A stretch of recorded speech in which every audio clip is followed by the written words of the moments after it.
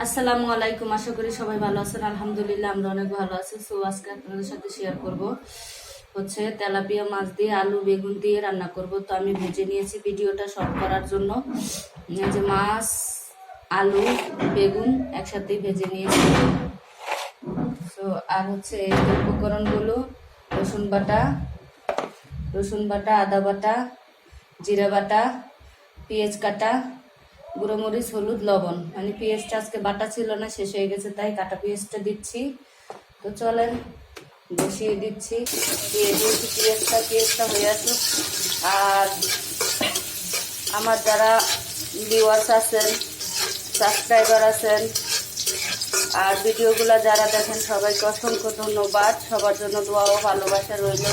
বিশেষ করে আমার এক প্রিয় আপু আছে, সবাই প্রিয়, তার থেকে একটু বেশি প্রিয় থাকে। তো আমার ওই আপুর 1000 সাবস্ক্রাইব হয়ে গেছে, তার জন্য সবাই দোয়া করবেন, অবশ্যই তার পাশে থাকবেন।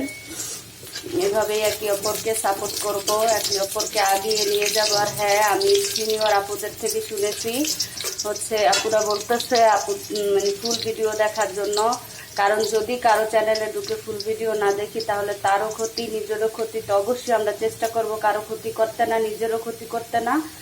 তো সবাই সবার ফুল ভিডিওটা দেখবেন, চ্যানেলে ঢুকলেই অবশ্যই ভিডিওটা ফুল দেখবেন, না হয় নাকি সমস্যা হয়। যাই হোক, কি সমস্যা হয় তা তো জানি না, বাট শুনেছি, তার জন্য আপনাদেরকে বলতেছি সবাই সবার ফুল ভিডিওগুলো দেখবেন অবশ্যই। আমি তো সবার ফুল ভিডিওগুলোই দেখি, তো আপনারাও এরকম ফুল ভিডিওই দেখবেন। সবাই সবাইকে সাপোর্ট করব, সবাই সবার পাশে থাকবো। আর হ্যাঁ, সাবস্ক্রাইব করে কখনো সাবস্ক্রাইব উঠিয়ে নেবেন না। কিছু আপুরা আছে বুঝে না, সাবস্ক্রাইব করে সাবস্ক্রাইব উঠিয়ে নেয়, এই জিনিসটাও করা ঠিক না, এতে করে নিজেরই ক্ষতি হয়।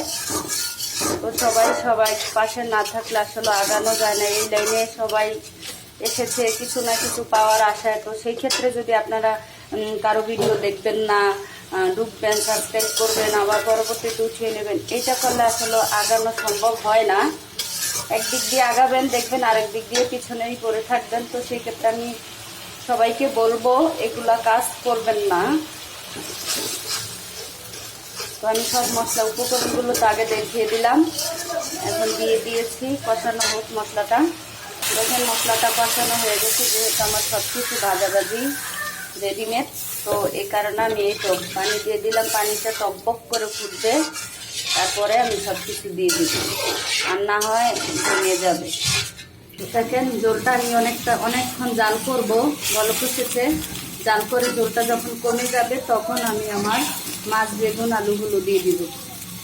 তো জাল হতে থাক। দেখেন আমার ঝোলটা কমে পরিমাপ মতো হয়ে যাচ্ছে, এখন আমি সব কিছু দিয়ে দিচ্ছি। এখানে আমি এক বেলার জন্য রান্না করতেছি, আমরা দুজন, আর হচ্ছে তো আমার ছেলে। তো এক বেলার জন্য 4 পিস মাছ দিয়ে দিলাম। আর তো বেগুন, একটা বেগুন, তাল বেগুন বড়, আর সাথে ছোট্ট একটা আলু হতে থাক। তো দেখেন আমার তরকারিটা হয়ে গেছে, এটা কিন্তু সব ভাজাভাজি, অনেক তেল উঠবে। তারপরে এখন আলু যেহেতু দিচ্ছে, আলু বেগুন ঝোলটা একটু টেনে যাবে, একটু হালকা ঝোল ঝোল রাখবো। তো এখন আমি নামিয়ে নিচ্ছি, ভিডিওটা শেষ করছি। আল্লাহ হাফেজ।